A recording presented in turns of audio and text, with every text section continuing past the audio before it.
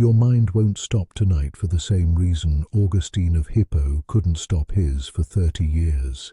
Not stress, not anxiety, not the 1,000 small things that filled the day and haven't released you yet. Something older than any of that. Something Augustine identified in the 4th century and named so precisely that 1,600 years of philosophy, psychology, and neuroscience have not improved on his answer. He called it Distentio Animi, the distension of the soul, and by the time this story is finished, you will understand exactly what is happening inside you tonight, and why the thing you have been calling restlessness is not your enemy. It is the most honest thing about you. Settle in. Let your body remember that it knows how to be still. Let the weight of the day release from your shoulders, not because everything is resolved, but because resolution was never the point of this hour. The only thing that belongs to tonight is rest, and the story of Augustine of Hippo. He was born in 354 in a small Roman town called Tagaste, North Africa. Red dust, olive trees, the edge of an empire already beginning to crack. His mother Monica was a woman of fierce, unshakable Christian faith. His father Patricius was a Roman official, ambitious, pagan, proud of what his brilliant son might become. Augustine inherited everything from both of them. His mother's hunger for something true, his father's absolute refusal to be ordinary. From the beginning, he was too much for the place he was born in, too restless, too alive with questions that Tagaste could not contain. So at 17, he left. Carthage, the greatest city of Roman North Africa, crowded, loud, dazzling, philosophy, rhetoric, debate, everything a brilliant young man from the provinces had been waiting for, and Augustine fell in love with all of it. He also fell in love with a woman whose name he never records in the Confessions. He calls her simply the woman he lived with. They were together for 13 years. They had a son. He named the boy Adeodatus, gift of God. Even then, before he had turned toward God, he named his child as if something had already been given to him. He was reaching. He just didn't yet know what he was reaching for.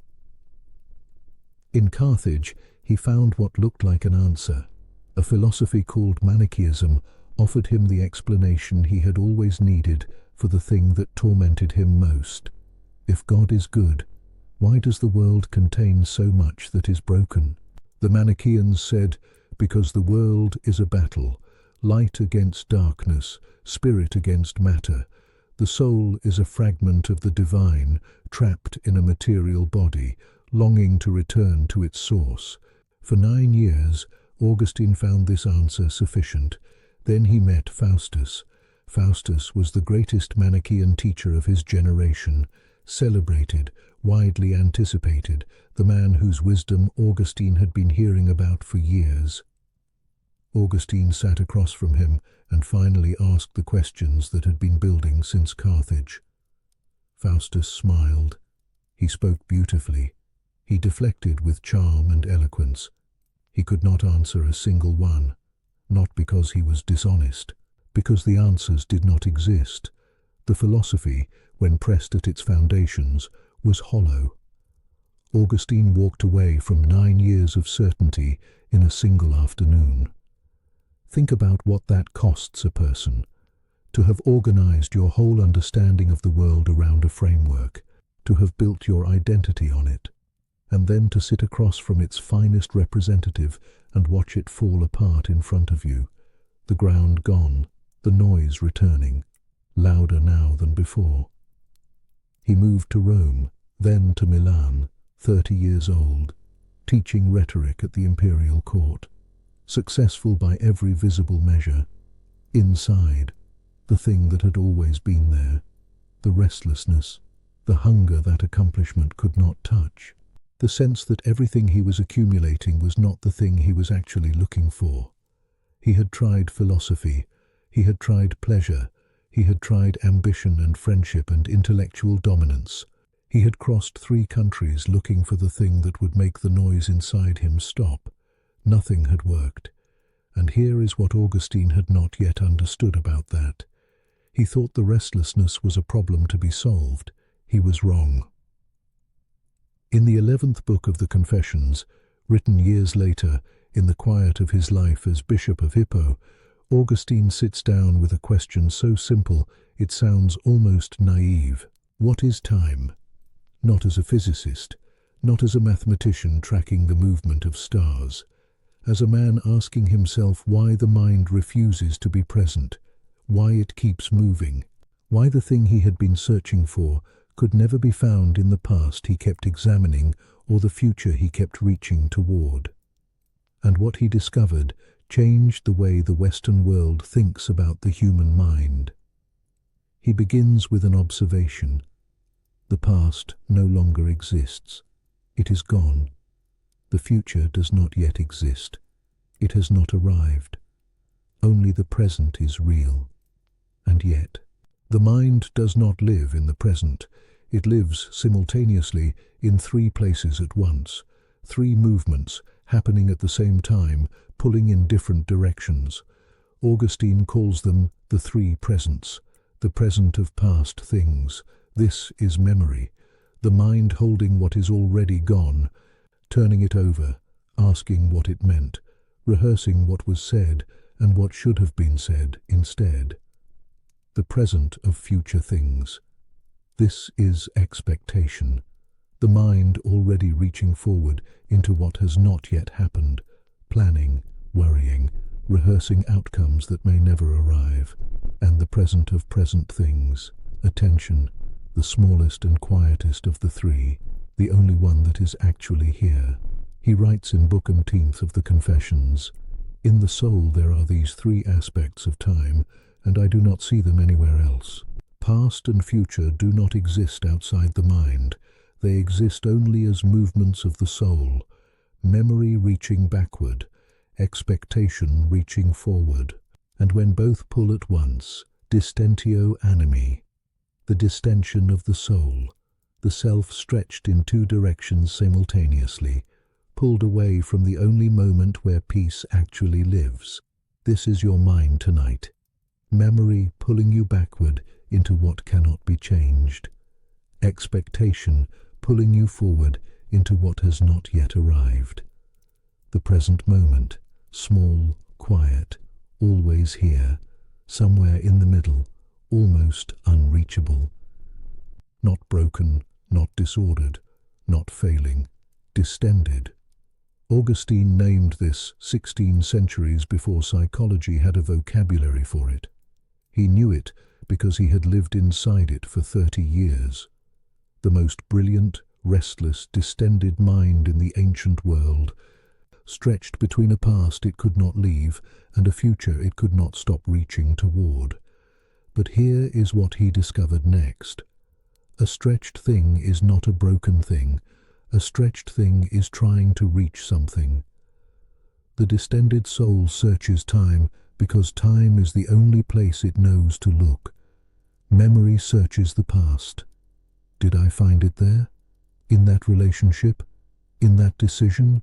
In that version of myself that no longer exists? Expectation searches the future. Will I find it there? When this is resolved?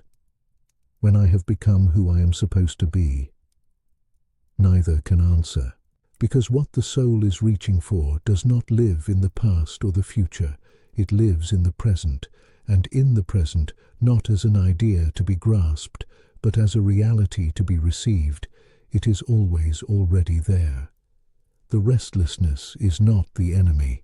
It is the compass, pointing with the full force of 30 years of searching toward the only thing that could make it stop. Augustine did not find this by thinking harder. He did not reach it by a better argument. He found it by finally, after everything, stopping the search, stopping the reaching, stopping the brilliant, exhausting effort to find by force what only surrender could reach. And in the stopping, in a garden in Milan, on a summer afternoon in the year 386, under a fig tree with tears running down his face. He found it, or rather, it found him. He was in the garden with his friend Alypius. For months, Augustine had known intellectually that Christianity was true. The objections he had carried since childhood had been answered one by Ambrose, the Bishop of Milan. He believed, he understood, he could not surrender, because surrender meant setting down the self that had carried him across 3 countries and 30 years of searching, the self that was always the one doing the finding, the one who would think his way to the truth that everyone else had missed. That self was the last thing he had left, and he could not let go of it. He writes in Book 8 of the Confessions that he fell under the fig tree weeping, not controlled weeping, not dignified, the weeping of a man who has finally run out of road. And then a child's voice, from somewhere beyond the garden wall, singing the same 2 words, over and over, Tolle lege, take it up and read, take it up and read. He reached for the letter of Paul, opened it at random, read. He writes, "At once, with the last words of this sentence, it was as if a light of relief from all anxiety flooded into my heart. All the shadows of doubt were dispelled, not a new argument, not an intellectual conquest. The distended soul, stretched across 30 years of past and future, of memory and expectation, of restlessness and searching across 3 countries and 100 failed answers, came home, to the present moment. And in the present moment, for the first time in his life, he was not alone. You are lying in your own garden tonight, not Milan, not the 4th century, your room, your bed, your particular darkness and your particular life. But the same moment is here, the present of present things, attention, not memory pulling you backward tonight, not expectation pulling you forward, this breath, this weight, this quiet. The garden that Augustine found is not locked in 386. It is not the property of bishops or saints or people who have resolved everything. It is available right now, in this exact moment, to anyone willing to stop fighting long enough to receive it. You do not need to resolve your past tonight. You do not need to secure your future tonight. You only need to do what Augustine finally did under the fig tree. Set down the weight, stop running, let yourself be found. 3 things to carry into sleep. The first, your mind is not broken, it is distended, stretched between a past it cannot release and a future it cannot stop reaching toward. Augustine named this 16 centuries ago. It has a name, it has a cure. You are not alone in it. The second, the cure is not more thinking, not resolution, not getting everything sorted before you allow yourself to rest. The cure is what Augustine found under the fig tree, not an argument, but a presence, the quiet act of returning to the present moment, which is always available, which is always here, which is the only place where sleep actually lives. The third, the restlessness is your compass, the most honest thing about you. The hunger that drove Augustine from Thagaste to Carthage to Rome to Milan for 30 years is the same hunger that brought you here tonight. It knows where it is going.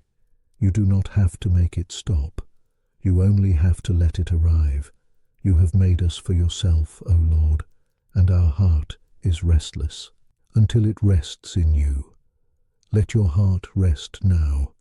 Let your breathing slow into the rhythm of someone who is no longer responsible for holding the world together. Let the past be past, held, not lost, but no longer yours to carry tonight. Let the future be future, coming, but not yet here, not yours to manage in this moment. The present of present things is yours, this breath, this stillness, this moment, always here, always waiting, for the searching to pause long enough to notice it. Sleep now, in the garden where the distension ends. Sleep now. carried by what found Augustine under the fig tree and has been looking for you just as long. Sleep now, on the road that leads, through everything, home. Good night. Good night. Good night.